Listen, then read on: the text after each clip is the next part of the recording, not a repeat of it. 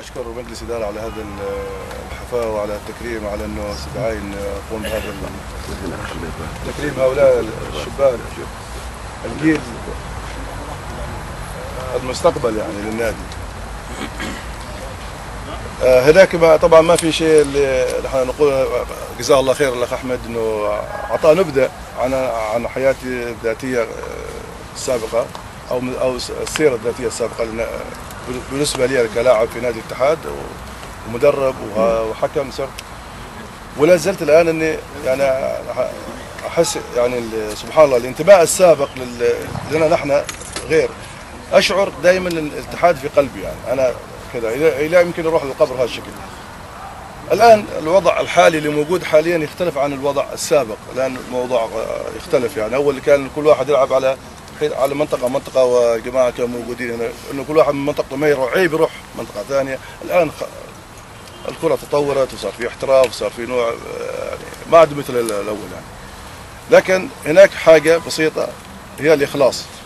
انا الان مش اني اقول انا محترف في نادي واني لا، صح النادي لان كل نادي يطمح انه يعمل شيء جيد يصعد، والنادي طامح انه في الصعود، مش طامح انه يبقي في الدرجه الثانيه.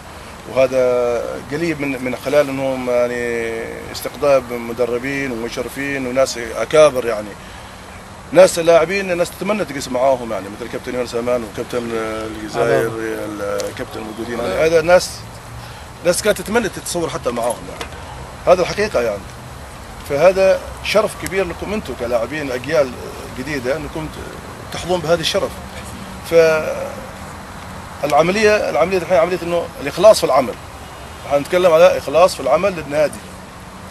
انا جيت للنادي من نادي ثاني الى نادي، مثلا اظن انتم كلكم تحبون برشلونه والامور هذه الطيبه يعني، ايه وريال مدريد، ايه جيتوا لعب ضد فريق ومره واحده وسجل عليه جول، هالشكل خلاص الحين نظام احتراف.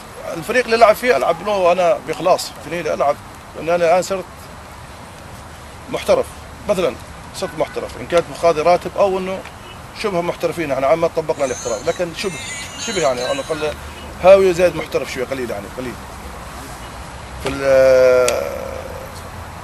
الان النادي وضع النادي الحمد طيب الحمد لله، يعني خسرنا المباراه الاولى يمكن، مباراتين ما شاء الله كسبتوها، وهذا يدل على انه في شيء لاعبين انتم تريدون تقدموه للنادي.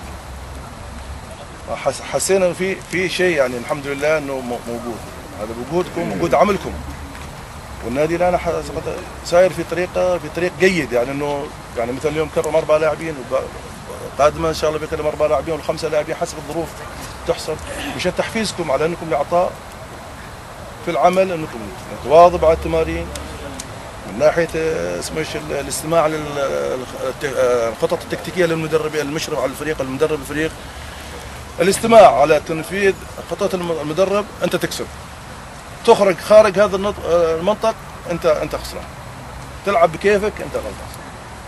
انا عشت لاعب عشت مدرب، لاعب ما يخرج خارج اسمه نطاق اللي عاطيه المدرب، انه المدرب هذا درسها وانا متاكد درسها، يعني لو انت تتمرن وتروح، لكن المدرب يروح البيت يفكر ليل ونهار، علي يلعب اليوم، علي يصلح هذه المباراه ما يصلح، يصلح هذا ما يصلح، لا يصلح عبد الله بعبود، يصلح سعيد، يصلح محمد، تحصل طول الوقت هو افكاره بشتته حتى يرسي على من هذه المباراه يصلح لها.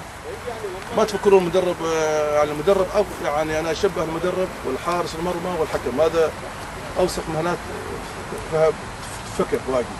الحارس يغلط غلطه يقول، الحكم يغلط غلطه ما احتبر، المدرب اخر شيء النتيجه والله المدرب ما توفق، ما حط تشكيله، ما حط كذا امور تقي عليهم هم.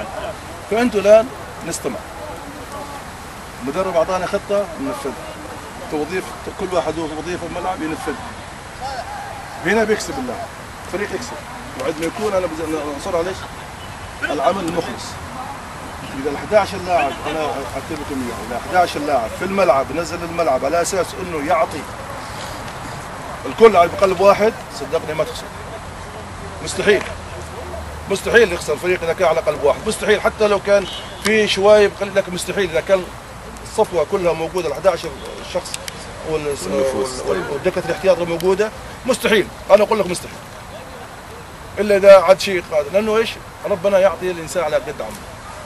ربنا رب العالمين يعطيني سعادة. ليش؟ لانه مخلصين ربنا يعطيك على قد اخلاصكم. الاخلاص في العمل هو اهم حاجه. هذا عمل خلاص، انا العب 90 دقيقه اخلص فيها، ادي فيها كل ما عندي من واجبات، كل ما قدم لي المدرب، كل ما قدم الاداره. يعني انا زمان اقول لكم اياها، اذا خسرنا مباراه يمكن كيف ما نوري نفوسنا الاداره، نستحي والله، نستحي ما نوري نفوسنا والله، نخرج نروح بيتنا ولا نروح المدرسه اليوم الثاني نغيب مشان ما حيضحك علينا. الحين صارت الامور تختلف شويه، نتقبل بروح رياضيه، صح روح رياضيه، لكن انا عم اخسر كل مباراه ومباراه، تعود على الخساره، تعود على الخساره، يصير بعدين انهزامي خلاص كل مباراه عادي. هنا نتعود على الانتصار. الحين انتصرنا مباراتين، اذا ما نحاول نخسر النقاط، لانه الان المرحله صارت صعبه. فيجب اننا نثق في ادارتنا اول وفي مدربنا. اذا ثقنا في ادارتنا ومدربنا نحن سوف نوصل الى المرحله اللي انتم تريدوها. على فكره هذا الحين متطوعين، انا اقول لكم اياها، انتم اللي بتقنون حاليا. اللاعب اللي يقني، الاداره ما تقني شيء. انا اقول لك صراحه، انا عشتها، ما يقني شيء. اللاعب اللي يقني ايش؟ ارتفاع مستواك، ارتفاع سهمك. يمكن في النادي الاتحاد، يمكن برا، ما تعرف شيء. انت ترفع نفسك ونفسك من النادي. اما تقول تقول بلعب في الحواري، انا بلعب كهاوي في الحواري مثلا، لا من يعرف عنك؟ تلعب على نص ريال ولا على كرتون سانتوب، ولا ما حد يعرف عنك. النادي هو اللي لاعب اللي يبغى يوصل الى مرحله عاليه في الاحتراف، في التقدم. كل ما انت تقدمت واعطيت مستواك الناس كلها تنضم لك. كابتن هيثم، كابتن بدر، كابتن يسري، كابتن خالد، هو هذا في نادي الاتحاد. تصير تتابعك، جماهير تصير تتابعك، الانديه الثانيه تصير سماسره ورايك. يعني انت حتى يمكن تستفيد، تتعاقد خارجيا، ما تفكر نفسك ثاني في نادي الاتحاد، لا ما تقول، الناس تتابع في كل الانديه. والان في بحث جاري يعني في المنتخب، الان في بحث جاري عشان اللاعبين، وكل ما توصل المنتخب انت الناس بتنظر لك نظره ثانيه.